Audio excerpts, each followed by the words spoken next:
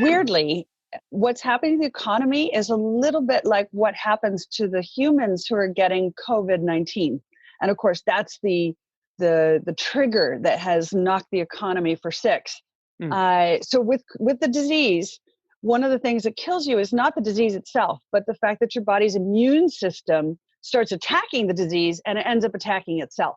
Oh, that's And the such a good economy, analogy, Pippa. That is brilliant. you see, and now in capitalism, what's happening is businesses are going, wow, I don't have enough cash flow to last through the, say, whatever this lockdown is going to be, 3 weeks, 3 months. So I'll kill my business before it kills me. And they shut down. And this is why you get the numbers Jim was quite rightly talking about, a sudden spurt in unemployment that's on such a scale that it literally almost can't be comprehended. And Jim is right. We don't have any data, and we're not going to have any data. In the same way, we don't have any data about COVID-19 yet. We also don't have any data about the economy. So I would put it in this way. There is not going to be an average for anyone about this economy. So we can talk about recession, depression, but everyone will be touched by it very differently and very personally. So those who happen to be in a part of the economy that's now going to become massively more efficient may end up in a better situation than they were before. And I can give you some examples of that. Those who are no longer needed because, for example, big companies are going, as an example, I talked to the CEO of a major company the other day. He says to me, and I quote him, he says, Pippa, I just realized that I, the middle-aged white guy, was the biggest obstacle to going digital in my company. I didn't believe you could work from home. I didn't believe you could be productive working outside the office. But now that I'm forced to do it, I'm unbelievably productive and I can see my whole team is. And then why do we have all these overheads? Why do we have property? Why do we own physical spaces anymore? And so that company, I guarantee you, is going to emerge much leaner and meaner, but probably with less staff. So the people that they are firing now, who are showing up in those unemployment numbers, they're going to have to face the world that Jim is talking about, which is a very difficult situation because it's not enough to have a skill set. You have to now shift into this new environment where the skill sets are very different than what was required before. I go further and say that I think policymakers were on the back foot and slow to respond to COVID-19.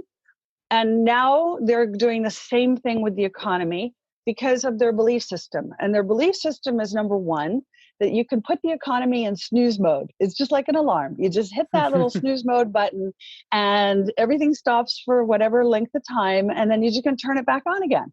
But this is not how the economy works because of cash flow. And people who don't have enough cash to make it, this is where the societal problem is. And I'm not just talking about businesses that don't have enough cash flow. I'm talking about a world in which something like as much as 60% of people in industrialized countries like the United States and Britain depends on next month's paycheck. And maybe 30% of them depend on next week's paycheck. And I think the stats in the US were something like, actually, I won't quote the exact number because I don't remember, but it's a huge number of people who only have about $400 in savings. It's about 50%, Pippa, about half the country. Yeah, it's a big number. So now we have to think about the human consequences of this very sudden, this very abrupt halt in economic activity. Now, the second mistake policymakers are making is the assumption that if you just chuck a ton of money at this thing, that'll do it. And that is why they announced this unlimited quantitative easing. And the problem there is that, well, you can announce it, but the mechanism for getting the money into people's bank accounts, whether it's a corporate or a personal, was essentially through the tax office, like Britain, the HMRC, or it was through bank loans. Well, the banks are saying, I'm not lending to anybody in the current situation because everybody's credit quality has collapsed. And so the bank mechanism doesn't work and the government mechanism just takes too long. So time is the one factor that in markets we tend to take for granted. And this is the one thing that we now have no control over and can't quantify into any of our models. Because the answer to the question, how bad is the economy going to be, is very different for 2 days from now, 2 weeks from now, and 2 months from now. And I think that's what policymakers haven't clocked, and that throwing money at it and putting it on snooze mode doesn't fix any of these things.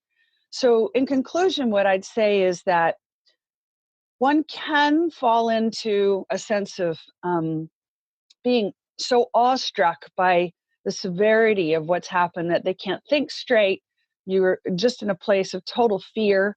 How are you going to survive? And we can call that lots of different names: depression, recession, et cetera. Or we can say, okay, what government has done, at least in the UK, they've said no mortgage payments, no rent payments, no tax payments for 3 months. So at least in the UK, everybody's got a little time. In the US, the government has not chosen to buy time in the same way. And I really mean buy time.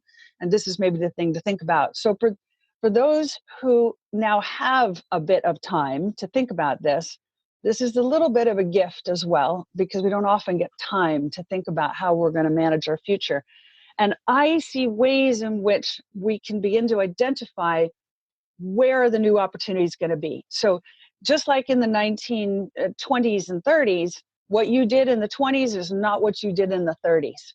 And just like after the Spanish flu, I'll point out, what's the big question to my mind is not just the economic question, it's the human psychology question. And I'll finish with this. In the year after the Spanish flu, but also surviving World War I, what did people do with all that damage to the world economy? I mean, worse than arguably what we're facing now, because many, many more people died, many more businesses were shut down. They basically said, you know what? I want to live. And those who could afford it became the great Gatsbys and spent it on champagne. And the 20s are famous for being an era of excess. And I could see that the era that follows this moment in time could be like that. But at the same time, 60% of Americans were on or below the poverty line in the 1920s. And I could also see that too. In other words, a bifurcation of the society. And then my thing I would put in front of people, it's a bigger question, is, okay, how do you make sure that that doesn't last too long? And the big view in the policy world is that Ben Bernanke is right. He studied the Great Depression, and the answer is the central bank just keeps expanding their balance sheet and you just nationalize everything, and basically you end up in socialism. And I think Amity Shlaes is right. And she wrote a book saying, no, actually, the politicians prolonged the slowdown by becoming so interventionist, and it would have passed more quickly if they'd let the market sort itself out and clear all these broken assets. And that's the question today is, yes, the assets are broken. They're going to be broken. It's going to get messy. But how quickly can we clear it is the answer to the question, how bad is it going to be?